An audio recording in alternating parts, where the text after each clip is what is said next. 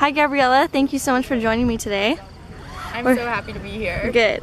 We're here at the Woodstock Fruit Festival, and Gabriella and I were just chatting about how she was raised as a raw vegan, both her and her brother. And I thought this would be a wonderful opportunity to share this experience with you all, to kind of show you this is the aftermath of, you know, someone who was raised as a raw vegan. Yeah. Do you think maybe you could tell me a little bit about your experience? Yeah, so I was raised vegan. My mom is Karen Ramsey, author of 2 raw food books, Creating Healthy Children and super fun recipes for families. I actually don't even know her second title, but I should get on that. So yeah, she's the Osha. This is my dog, Osha. Hi, puppy. Raw dog. Okay.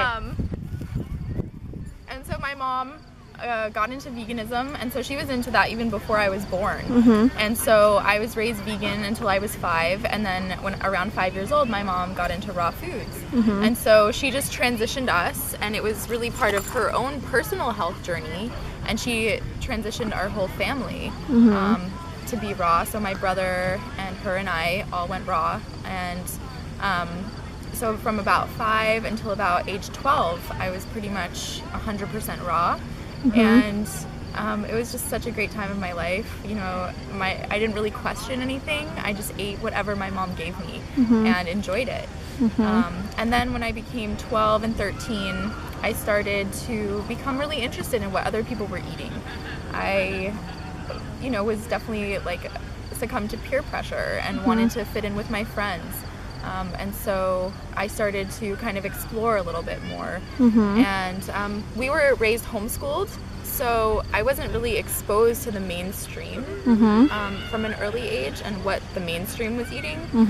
Most of our friends were health conscious and kind of respected that we ate raw fruits and vegetables and supported that. Yeah. So it was really easy, like up until that point. But then when I started to go out in the world more by myself and just started to get exposed to like all these different colors and flavors and textures and like what everyone else is eating, I really wanted to try it all. And I just, you know, I could see the looks on my mom's face, you know, as I would be like, well, what's that? I want some. And her being like, well, you know, I don't know if I should say no, or like, okay, because you're at a certain age, or just this once, or you know, and so it's kind of this experimental time, and I had to see my mom kind of just take a step back a little bit and allow me begrudgingly to explore and experiment and just see for myself how those foods made my body feel. Yeah, when he gets older and he, you know, starts to make his own like conscious choices, and if he wants to explore, we shouldn't create this, like, at least this is from my perspective, it would be much more healthy to just, like a healthy perspective, to just allow him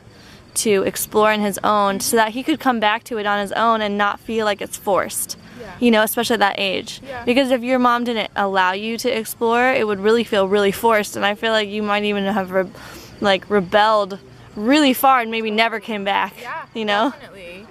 Definitely, you know, you can say no up to a certain point, but you know, your child is their own individual person, and I really had to see for myself and come to my own conclusions about how my body felt eating those foods. And so, you know, as I got older, I started to drive, and I really just rejected like everything my mom said. I was in that like teenage rebellion.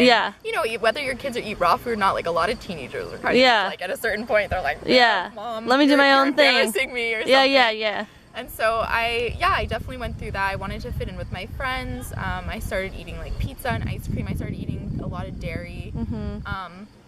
One thing though that I do have to say about my mom that I didn't always appreciate at all, but now I do looking back, is that she maintained our house a vegan house.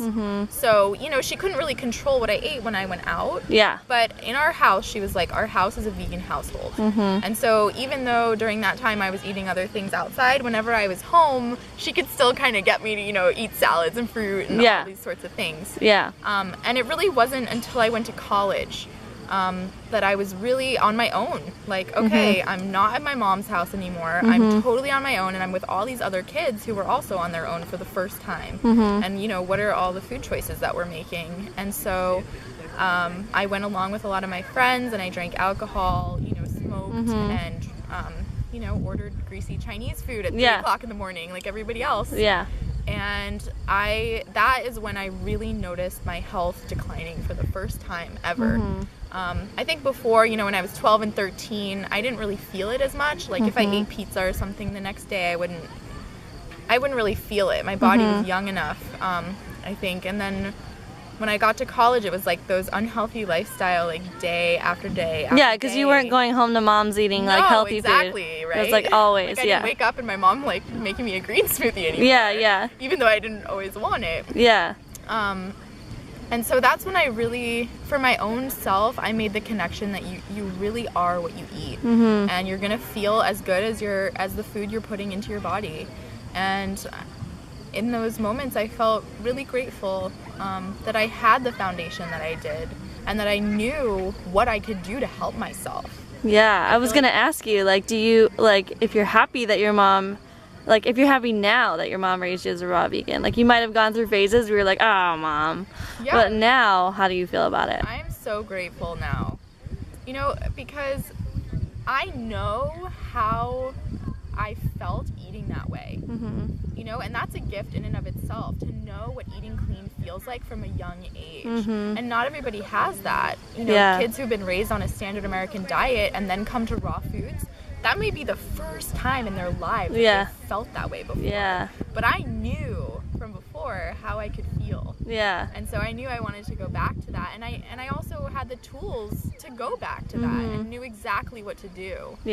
And so that's when I became vegan again.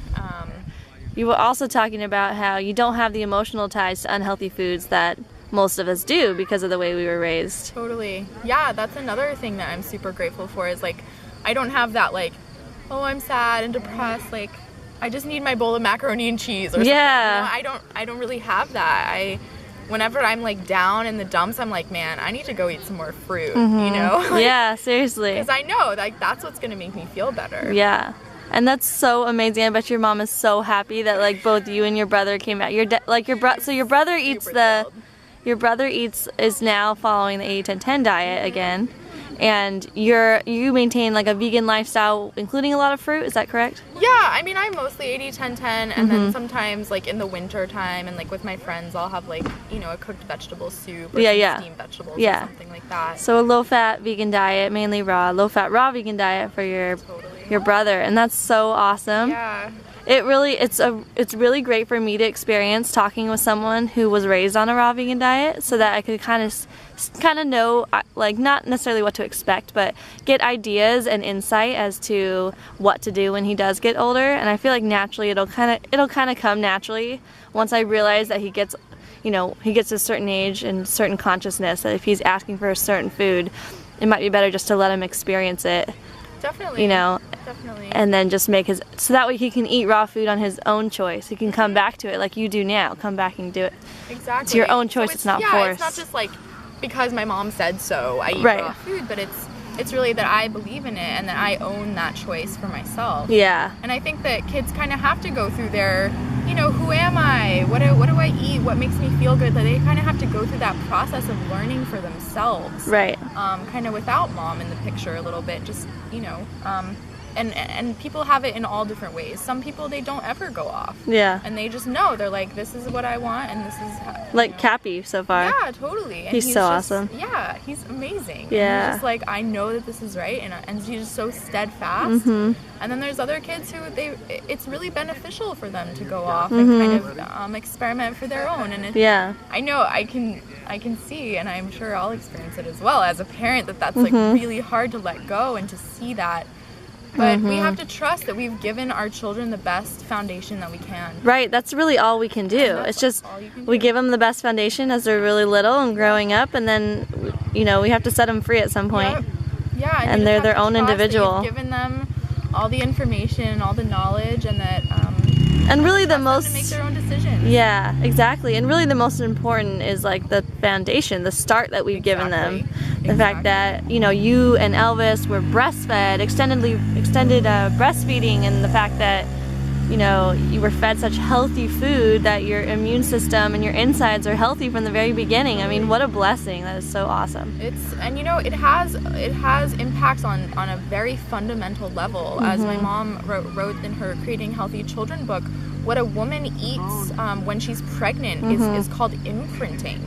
So the child gets imprinted, and if the child's eating fruits and veggies, that's what they're naturally going to crave. Yeah. But if mom's eating tons of, you know, unhealthy food during pregnancy, that's what those children will crave. Yep. And as well, like with drugs and alcohol, we see that children have a higher propensity for being addicts if the mother was that way before. Yeah. In her pregnancy. Yeah, totally. And so it makes a huge difference. And I think that can give mothers a lot of hope too, like if their children do go off, that because that was their children's foundation, that is what they will return to, because that's what they know. Yeah. That's what they were raised on, Right. and where a lot of the beliefs and values come from. Right. Because this isn't just a diet, it's That's what I was just gonna say. Yeah, it's so much more than just food. Totally. It's about like respecting our children as individuals, and Totally. you know, by respecting him, I'm giving him the healthiest foods for his body. Like, that's respecting his body. Well, thank you so much for chatting with me. Yeah, thank you so Really much. appreciate it's been it. such a pleasure to meet you. And Oh, your you beautiful too. son. Oh, thank you so much. Okay, I'll let you get going. You're gonna go get a massage. The massage tent over here. The Woodstock Fruit Festival. But here he goes. All right, thank you. And what's your dog's name? My dog's name is Osha. Hi, Osha.